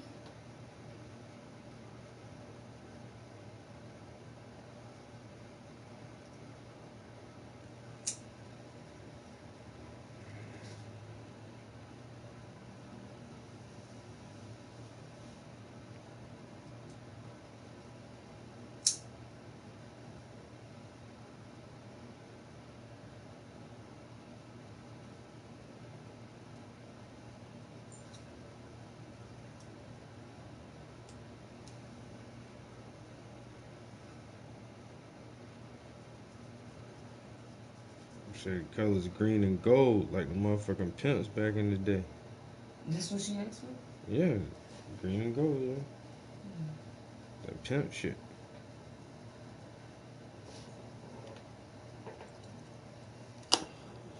I thought that was your choice. Nah, green for the money, gold for the hoes.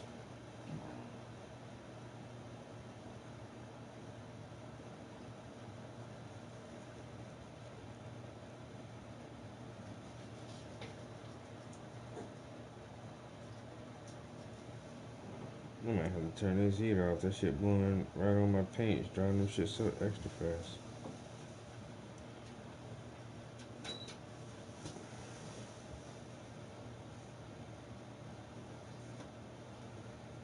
Slow it down. You don't need nothing.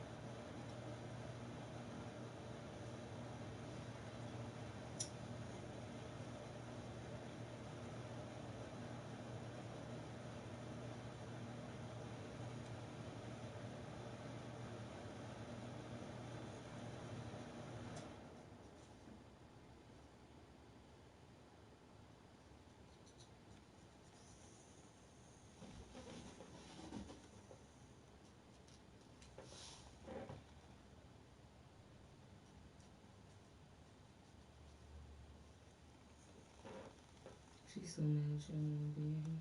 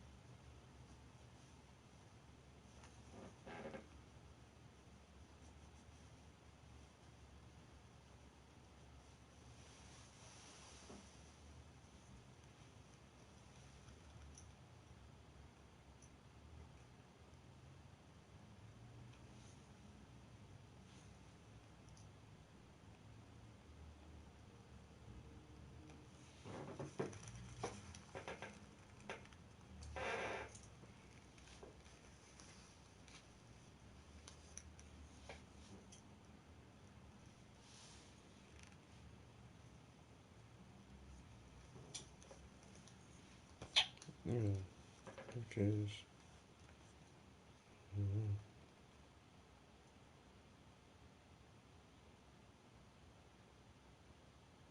I'm already tired of doing this.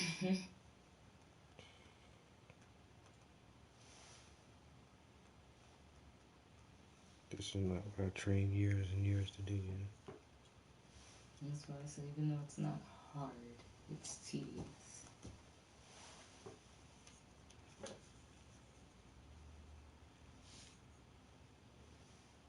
But she's willing to pay. So she...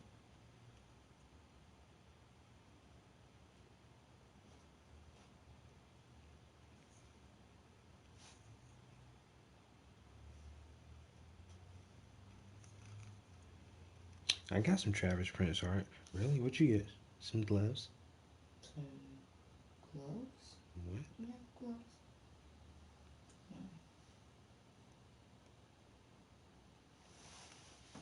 That's all I could afford. How about you? I can't afford anything.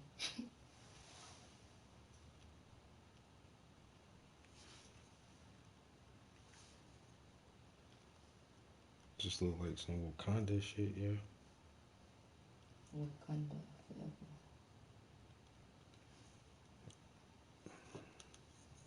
Let me find out.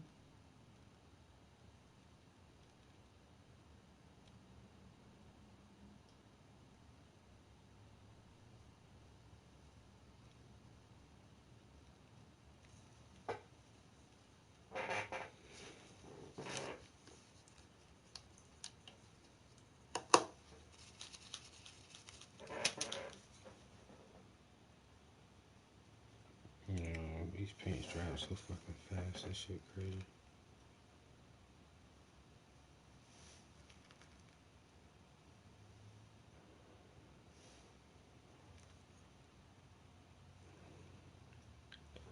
Alright, I'm trying to get out of here in 2 hours.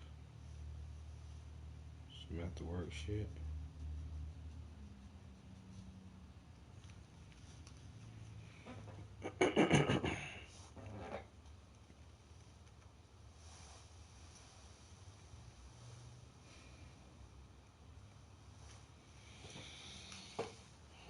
I need like a little hand mannequin I thing. know, right? So can I do that on the other glove the exact same way? Yeah, because I was going to give you my hand, but I'm like, you don't want to put a hand in the glove. I know, right? And then there'd be extra wrinkle. That's why I don't even think like... Because you can tell if a glove has been worn or not. I still want them to look kind of new when they get them. I don't know, it's so hard. Maybe It is. the mannequin, though, might still keep it tight. I don't know. Definitely look like some Wakanda ass shit. I'm dead. One of a kind. Wakanda Prince.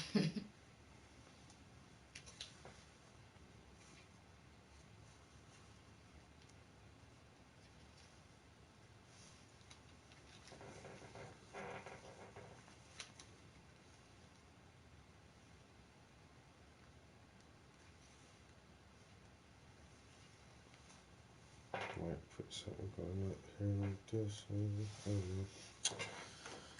know. I'll see about it. I need to sleep on this shit now.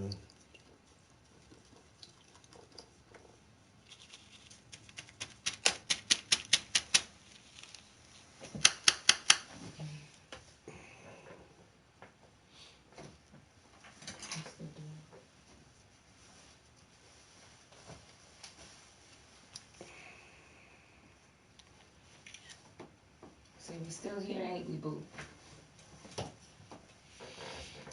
You ready to get the fuck up out of here? Come on. Alright, yeah, like I said, guys, I'm doing some like really different projects right now. One of them is this walking stick. So I painted it white, and I'm gonna put some lions on it. I already did like one thing that I think is kind of cool, to me at least. But this crack right here was already in the stick. It had this long crack in it, and I packed it with gold leaf. So now it has like a gold vein going down it.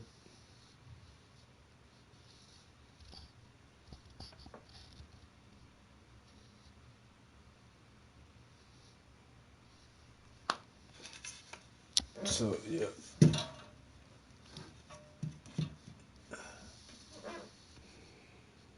don't like that right there. Alright, let's set it right there.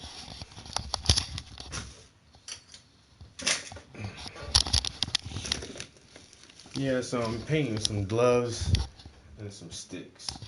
So this is interesting to say the least.